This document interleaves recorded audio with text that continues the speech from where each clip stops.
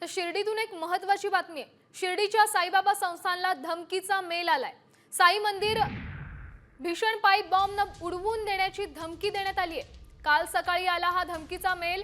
मेलमध्ये नेमकं काय आहे तर साईबाबा संस्थानसह शिर्डी पोलिसांकडून ही माहिती देण्याची टाळाटाळ करण्यात आली आहे। यापूर्वी देखील साई संस्थानला धमकीचे मेल आल्याच्या घटना घडल्या आहेत। या संदर्भात अधिकची माहिती देण्यासाठी आपले प्रतिनिधी सचिन बनसोडे फोन लाईनवरून आपल्या सोबत जोडले गेलेत। या धमकीच्या मेलमध्ये नेमका काय उल्लेख करण्यात आलाय?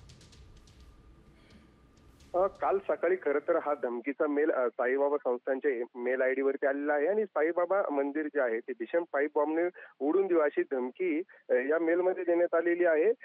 या मेलमध्ये अधिक काय माहिती आहे हे सांगण्यास मात्र साईबाबा संस्थानचं शिर्डी पोलिसांनी देखील सध्या तरी ते टाळाटाळ करत आहेत। मात्र यापूर्वी देखील साईबाबा संस्थानला अशा पद्धतीचे धमकीचे मेल हे आलेले आहेत। मात्र ज्यावेळेस त्याची तपासणी झाली त्यानंतर ते फेक निघालेत। मात्र ज्या पद्धतीने पहलगाममध्ये दहशतवादी हल्ला झाला आणि देशातलं वातावरण जे आहे ते ढवळून निघालेलं आहे, त्याच पार्श्वभूमीवर आता साईबाबा संस्थानला पुन्हा एकदा धमकीचा मेल आल्याने मोठी खळबळ उडालेली आहे। खरं तर या मेल नंतर साईबाबा संस्थान असेल किंवा शिर्डी पोलीस यंत्रणा असेल हे सतर्क झालेले आहे। काल पोलिसांनी आणि डॉग स्क्वॉडने पूर्ण मंदिराची जी आहे ती तपासणी केली। मात्र त्या तपासणीत कुठलेही काही त्याचा आक्षेपार्ह आढळून आलेला नाहीये। मात्र हा मेल जो आहे धन्यवाद दिलेल्या या सविस्तर माहितीसाठी।